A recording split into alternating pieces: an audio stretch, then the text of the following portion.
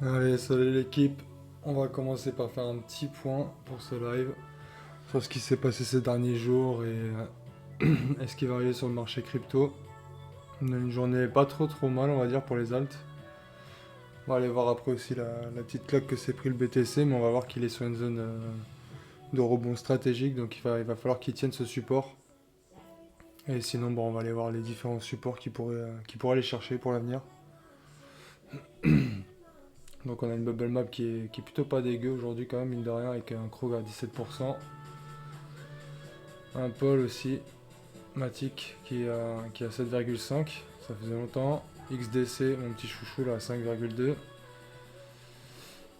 Et sur la semaine, c'est pas joli. On a que le Krog qui se démarque un peu, hein, notamment parce qu'ils ont conclu un accord avec Trop Media Social.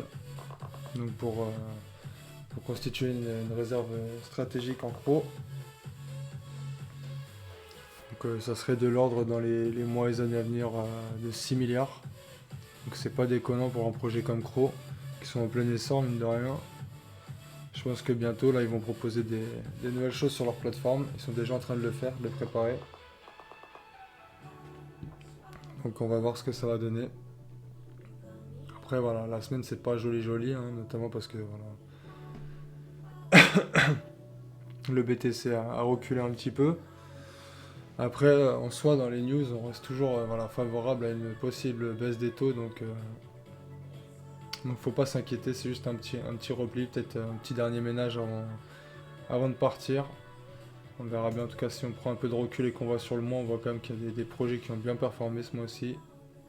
Et encore, si on prend encore plus de recul sur l'année, on voit que l'ensemble du top 100, en tout cas, il se porte bien. Donc faut pas s'inquiéter, on va aller voir un peu voilà, au niveau de la baisse des taux. Donc on est repassé 80%. Ce matin on était même à 80% il me semble. Donc c'est plutôt pas mal. Donc Powell qui avait laissé entendre lors de son dernier meeting je perds toujours le nom. Qu'il y aurait une possible baisse des taux. Donc d'ici septembre de 25 points. Donc ça y est, on va pouvoir enfin entamer une baisse des taux. Parce que l'inflation semble à peu près contrôlée. Après, il y a un marché de l'emploi qui est délicat en ce moment. Donc du coup, il ne faudrait pas que ça s'empire. Il faut donner un rebond un peu à l'économie. Donc rien de mieux qu'une baisse des taux pour ça. Pour donner un peu de dynamique aussi au marché de l'immobilier. Au niveau du Fear Grid Index, ce qui est bien, c'est qu'on est repassé dans la peur. Donc on était en neutre la semaine dernière, là on est repassé dans la peur. Donc c'est plutôt pas mal. C'est-à-dire qu'on est sur des zones où potentiellement il va falloir commencer à réinvestir, réinjecter. Ça c'est plutôt bien. Au niveau de l'Alcon Season Index, on est à 61. Ce qui est très bien, on se rapproche vraiment de cette Alcon Season. Donc c'est ça qui est bien aussi, c'est qu'on a un BTC qui se replie. On a des alts qui gardent quand même assez de market cap justement pour dominer un peu plus le marché et de gagner en dominance. On va voir de toute façon que la BTC dominance elle est en train de chuter. Elle continue sa chute. On a les alts qui repassent petit à petit devant. Je vous l'avais dit, hein, les prochains c'était Atom, Mondo. Là ça y est, ils sont repassés devant. Doge également. Donc au niveau des performances sur les derniers 90 jours. Après les suivants seront VET, certainement Sui, Build, etc., etc. Le tout est d'avoir un maximum d'alt devant le BTC pour qu'on ait cette BTC dominance qui explose et qui aille au-delà des 75. Là où on commencera d'ailleurs à récupérer pourquoi pas des profits sur différents alts. On verra au niveau des alts, voir s'il y a des zones potentielles de prise de profit sur certains projets. Les autres, on les laissera peut-être courir un peu plus. De toute façon, on va voir, il y a tellement de projets maintenant que je pense que les liquidités vont affluer vraiment par narratif. C'est-à-dire qu'on a un coup, ça va être les mêmes coins, un coup, ça va être les projets RWA, un autre, ça sera les DeFi, les DePine. Ceux qui risquent le plus d'en profiter d'ailleurs, ce sera les plateformes d'échange, notamment Binance, on l'a vu, hein, qui a fait ATH sur ATH ces derniers temps, qui se porte bien.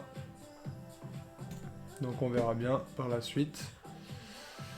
Donc au niveau des news, sinon on a le moral des consommateurs qui est en baisse aux États-Unis. Le BTC des frais de transaction au plus bas depuis 2011. ce qui est énorme. Ce qui pousse d'ailleurs les investisseurs à refaire des transactions aussi. Voilà, il y en a qui sont plutôt bien, qui voient le BTC redescendre à 100 000. Pour l'instant, on n'y est pas encore, on va voir tout à l'heure sur la charte. Il y a une belle zone support qu'il va falloir tenir.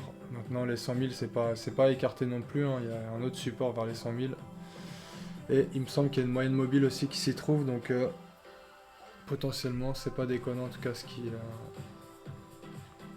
disent sur cet article-là. C'est au mois de septembre aussi, on aura notamment pas mal d'ETF, normalement de réponses aux ETF qui ont été demandés, notamment XRP, Solana, Chronos également, Avalanche, on en a plein. Donc on va voir aussi quel est l'impact que ça aura sur le marché.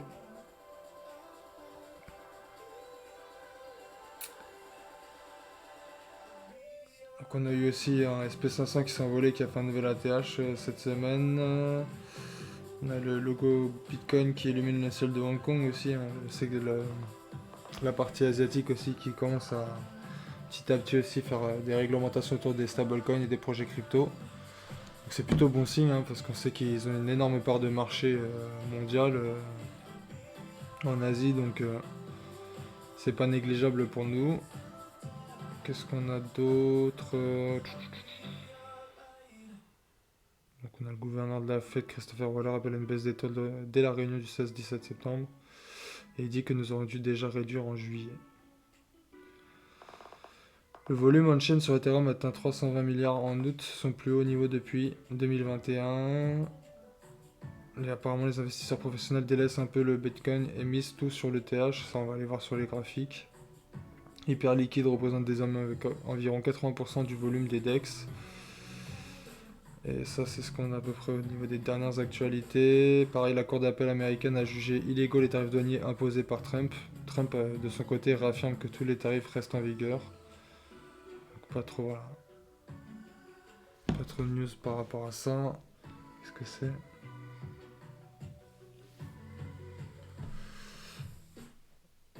Ensuite, qu'est-ce que nous avons? Donc on va continuer le petit tour. Au niveau des chiffres qui sont tombés cette semaine, du coup on a eu des chiffres pas mauvais pour le coup, avec un PIB en nette hausse au niveau des chiffres du trimestre. Et des inscriptions hebdomadaires au chômage, bon, en baisse. Enfin, on va dire que c'était un peu le côté négatif et qui normalement aurait dû donner du remous au dollar, qui a fini par complètement s'effondrer quand il y a eu les chiffres de vendredi, notamment les chiffres PCE, donc qui ont été conformes aux attentes. Donc c'est très bien, pas de surprise en tout cas sur le marché. Je vais essayer de les retrouver. Ils sont là, donc 2,9 pour 2,9 et 0,3 pour 0,3. Donc les indices de prix à la consommation qui bougent pas. Donc on a une inflation voilà, qui reste contrôlée. Pas de changement notoire. Donc c'est pareil, hein, ça pousse toujours à dire que il y aurait potentiellement une baisse des taux en septembre. D'ailleurs le dollar il s'est effondré suite à ça. On a l'or qui a explosé aussi dans l'après-midi. Et on a le Bitcoin qui a quand même corrigé fortement vendredi malgré tout. Après une ouverture plutôt positive, hein, ça a été voilà, plutôt une prise de liquidité avant de rechuter. Et on va voir qu'il a atteint un superbe niveau en tout cas pour la suite. On va voir s'il va réagir. Moi personnellement j'aimerais bien l'acheter à ce niveau-là, un petit coin. Après on verra ce qu'il en est. Donc Polymarket, au niveau de Financial Juice, est-ce qu'on a quelque chose ou pas?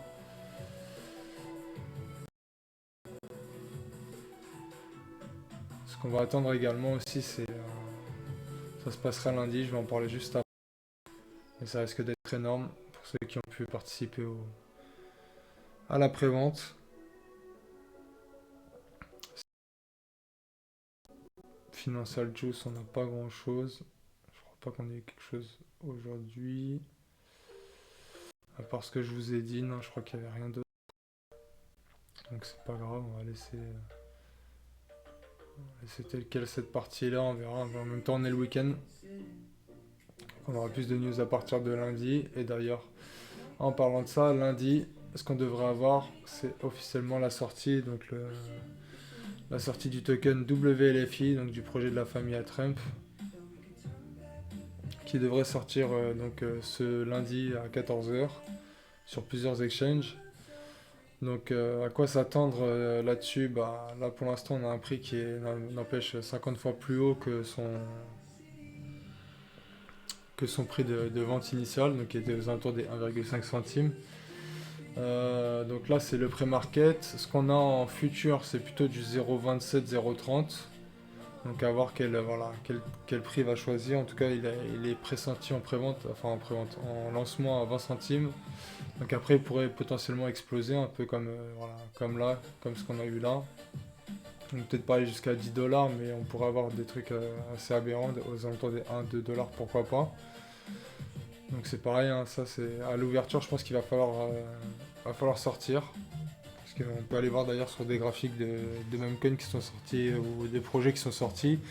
Généralement, ce que ça fait à l'ouverture, c'est que bah, forcément tous ceux qui sont rentrés en pré-vente, ils vont essayer de revendre assez rapidement. Donc ils vont profiter du premier afflux et des premiers acheteurs entre guillemets pour porte de sortie.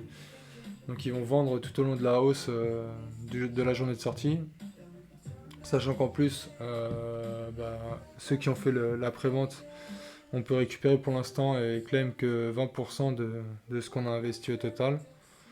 Donc après, bon, il y a eu toujours la récompense en stablecoin qui était pas dégueu d'ailleurs, qui a remboursé l'investissement initial. Et je pense que les 30%, en tout cas lors de la sortie, à mon avis, il y en a beaucoup qui vont revendre direct. Même moi, je pense que je vais revendre la moitié de ce que je vais claim ce lundi. Pourquoi? Parce que normalement ce que ça va faire c'est que ça va pump comme je vous ai dit à l'entrée et puis derrière ça va très certainement rechuter par la suite. Je vais vous prendre un exemple par exemple avec donc ça c'est le BTC, on ira voir après. Je vais vous prendre un exemple avec io.net qui est sorti il n'y a pas si longtemps que ça non plus. Donc, quelle est l'idée?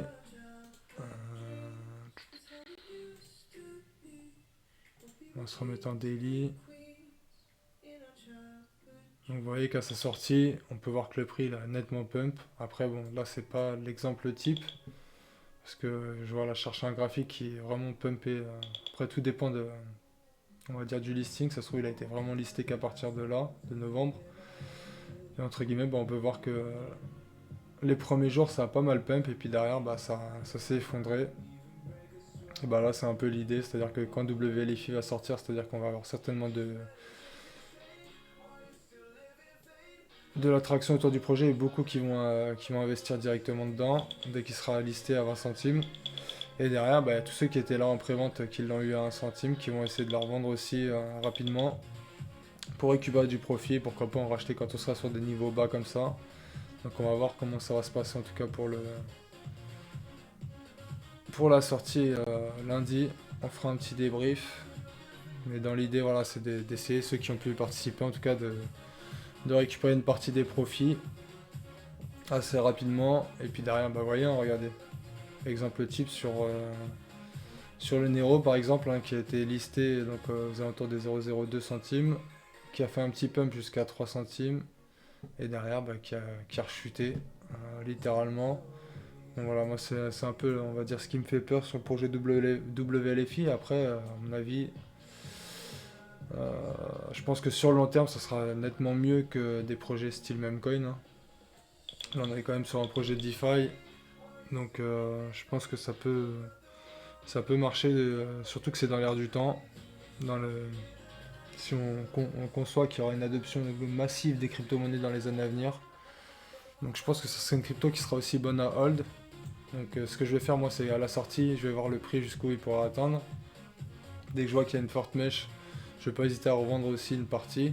On va voir parce qu'à mon avis ça va aller tellement vite à l'ouverture que on verra si on va laisser ou pas. En tout cas je vais préparer un ordre de vente. Voilà, si jamais on atteint par exemple les 1 dollar, je serai sur un x 100, donc honnêtement, c'est pas déconnant. Peut-être même sur un x 1000, pardon. Donc je pense que je vais prendre des profits et puis je garderai le reste pour plus tard. En tout cas, on verra bien sur le BTC maintenant. pour voir où il en est. Donc on peut voir qu'il a pas mal corrigé. Et qu'il a commencé à casser ce canal haussier.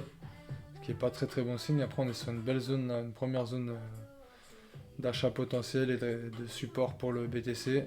Aux alentours des 107 500. C'est la zone que j'avais donnée dans le groupe justement entre les 107 500 et 110K. On a pu profiter un peu du rebond. Le deuxième je l'ai pas pris. Puis comme on peut voir juste en dessous, hein, ce que je disais juste avant, vers les 100 000, il y a une très très belle zone, voilà, un beau bloc baissier là, un bel AB en daily, aux alentours des 100K qui rejoint en même temps la MM200. Je sais pas si on la voit bien. Elle rejoint donc la MM200 qu'on a juste ici. Donc pourquoi pas prendre appui là-dessus pour repartir. Ça fait un moment qu'on l'a pas touché. C'est pas déconnant. Notre moyenne mobile 50 en plus elle continue de grimper, là, elle monte progressivement, elle est aux alentours des 95 000. Donc c'est pareil, hein, voilà, elle va tenter de remonter aussi. Dès qu'on aura un appui dessus, ça sera un signal très très fort en tout cas pour en racheter. Car c'est voilà, la zone à tenir si on ne veut pas repasser en bière en tout cas. Pour l'instant je m'inquiète pas trop. Donc ça c'est point de vue BTC. Donc là le marché, voilà, c'est sur Vantage du coup il est fermé. Il a évolué légèrement aujourd'hui, le BTC on va aller voir après sur Bitstamp mais il est en train de remonter un petit peu, d'avoir une réaction. Là on est sur l'Ethereum, du coup il est toujours au-dessus de sa zone entre guillemets de support à court terme. Faut qu'il tienne ses anciens plus hauts là, qui rebondissent dessus. Personnellement on a retenté un achat là-dessus. On verra bien. Point de vue de la BTC dominance, on en est où? On en est au 58. Vous voyez, on a quand même une belle chute ensuite à la cassure de cette oblique haussière. Maintenant l'objectif c'est d'aller chercher cette moyenne mobile 200. J'espère qu'elle va y aller, qu'il va y aller en tout cas. Ça signifierait qu'on aurait des alts au top. Et je pense qu'il ne faudra pas hésiter à récupérer max de profit une fois qu'on se rapprochera de cette moyenne mobile 200. Donc on va voir. Elle était à 50 l'autre fois, elle a monté un petit peu. Donc voilà, il ne faudra pas qu'elle monte de trop non plus. En tout cas, c'est plutôt fort comme signal. Le total 3, pareil, il se bataille toujours sur cette zone-là. Il veut pas le passer pour l'instant. Ça accumule dans cette zone. On n'attend plus que le push pour essayer d'aller chercher les plus hauts. Où là vraiment pareil, hein, ça sera un deuxième indicateur pour récupérer des profits une fois qu'on touchera cette trendline haussière que j'ai tracée là sur les anciens plus hauts. Donc en espérant que ça fasse un peu comme le BTC, que ça vienne casser cette zone pour partir davantage plus haut. Ça on verra bien. En tout cas, on a un marché qui se porte plutôt bien au niveau des cryptos. Faut pas s'inquiéter, faut rester positif. Dans quelques temps, on aura peut-être une baisse des taux.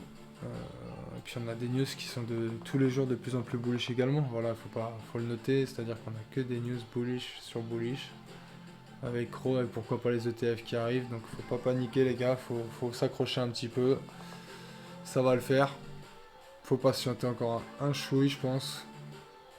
Et après on pourra se régaler ensemble avec de beaux profits. On va juste aller faire un petit tour sur le XRP pour finir notre petit tour. Donc vous voyez que le XRP s'est totalement effondré de sa zone suite au dernier crash. Après il a toujours cette zone support qui tient. Hein.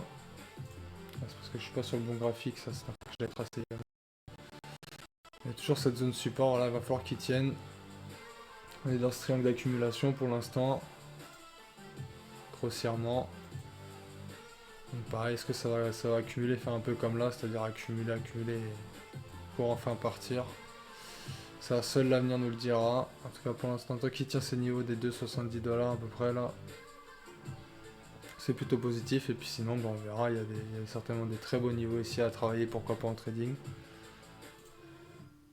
Je vous parlais tout à l'heure du XDC, pour moi voilà, c'est une crypto phare qu'on trouve pas partout. Donc pareil, qui est projet ISO 20022. Je voulais vous la partager. Déjà j'avais parlé pas mal d'investir dedans ici aux alentours des 0,55-0,60. Maintenant voilà, on a une super cassure, on rebondit sur les 61,8. C'est assez propre ce qu'elle nous fait. En plus de ça, si on arrive à casser cette zone là, cette oblique baissière, on pourrait partir davantage plus haut. Donc pour moi voilà, un très beau potentiel en tout cas pour pour des semaines assez fructueuses, en tout cas pour XDC. J'espère bien. Pour l'instant, on tire cette zone. On commence à la casser gentiment. Donc XDC, vous ne pourrez pas le trouver partout, c'est ça qui est un peu embêtant. Moi, je l'avais trouvé sur Bitstamp, je sais pas s'il y a encore, mais vous pouvez aller jeter un œil en tout cas. Et sinon, je voulais juste terminer par ça. Donc, ouais, vous montrer un peu l'état du dollar. Donc, le dollar américain qui continue, on va dire, son périple, sa chute. Donc, c'est bien, ça, c'est pareil, hein, pour favoriser une baisse des taux, faut qu'il y ait, voilà. Enfin, toujours dans l'anticipation qu'il y ait une baisse des taux, on a un dollar qui chute, forcément, parce que si on baisse les taux, on réinjecte des liquidités sur le marché, donc forcément on a un dollar qui va baisser, on aura peut-être une inflation qui va remonter un petit peu, c'est pour ça que le nerf de la guerre de Jérôme Powell, c'est de contrôler cette inflation. Par contre, voilà, un dollar qui baisse, ça encourage l'économie américaine, c'est pas déconnant, parce que au niveau des exports par exemple, bah, forcément ça rend compétitif les exports des produits américains. Pareil, pour dynamiser l'immobilier comme tu disais au début du live, voilà, pour permettre aux entreprises de remprunter de l'argent, aux particuliers également, à des taux intéressants. Voilà, c'est une baisse des taux, c'est bénéfique pour le marché en globalité. Donc gardez bien en tête ça, gardez bien en tête qu'on va avoir des ETF aussi crypto qui vont venir. Maintenant, voilà, faut pas qu'il y ait des conflits, des choses comme ça qui viennent se rajouter. On a pu voir d'ailleurs avec le CAC 40 cette semaine que forcément l'annonce comme quoi on aurait peut-être une dissolution de l'Assemblée de nouveau, bah forcément ça fait chuter, ça crée de l'incertitude sur le marché, donc on a fait chuter un peu ce CAC 40. Donc moi j'ai plus de position dedans. Il me semble pas. Ah si, j'ai laissé juste un petit runner, pardon. Donc c'est pas grave, j'ai récupéré le maximum des profits à ce niveau-là. Maintenant, on va le laisser. Puis si jamais il retrace, il y a des zones très intéressantes ici vers les 7200. Si toutefois, voilà, parce qu'il me semble que le vote de confiance là, de Bayrou, ce sera le 8 septembre. Donc on va voir suite à ça s'il y a dissolution de l'Assemblée ou non. Le marché risque de corriger. En tout cas, il est déjà en train d'anticiper la nouvelle. Idem, il ne faudrait pas que le conflit en Ukraine s'intensifie, augmente et que voilà, on ait davantage de... comment on appelle ça, une augmentation du conflit, donc une escalade pardon, entre la Russie et puis le reste de l'Europe qui continue de vouloir amener des troupes là-haut, de former, d'envoyer des armes. Forcément, ça les arrange pour l'économie, mais pas forcément pour le peuple et puis pour le marché en général qui peut prendre peur, qui peut créer de l'incertitude. Donc c'est pour ça qu'il faut pourquoi pas aller se tourner vers des actifs comme l'or, l'argent, les cryptos. Et l'or qui a pas arrêté d'exploser, qui a très très bien réagi à la nouvelle. J'ai quasiment TP sur cette position. En tout cas, on est en train de percer des très beaux niveaux, des anciens plus hauts, très clairement. On est en train, voilà, ici, une fois qu'on aura passé cette zone des 3500, on se dirigera de nouveau dans une discovery zone et puis on verra jusqu'où il pourra exploser. Il pourra certainement exploser, prendre appui dessus, repartir à la hausse. Tout dépendra aussi du contexte géopolitique et macroéconomique à ce moment-là. En tout cas, il est sur une très très belle impulsion, le gold. Je suis content d'avoir pu le travailler ces derniers temps à l'achat. Ça a été un plaisir, très clairement. Un peu mieux que sur les actifs style crypto, qui ont corrigé un peu plus fortement, notamment quand on a vu les chiffres la semaine dernière, qui avait fait baisser la confiance d'une possible baisse des taux. Mais bon, ça accroche. Voilà, c'est tout pour moi pour le point actualité. N'hésitez pas à vous abonner, liker, partager la chaîne en tout cas. Et venir sur Twitch si vous voulez assister directement au live. Voilà, je vous souhaite à tous une très bonne soirée. Ciao, ciao.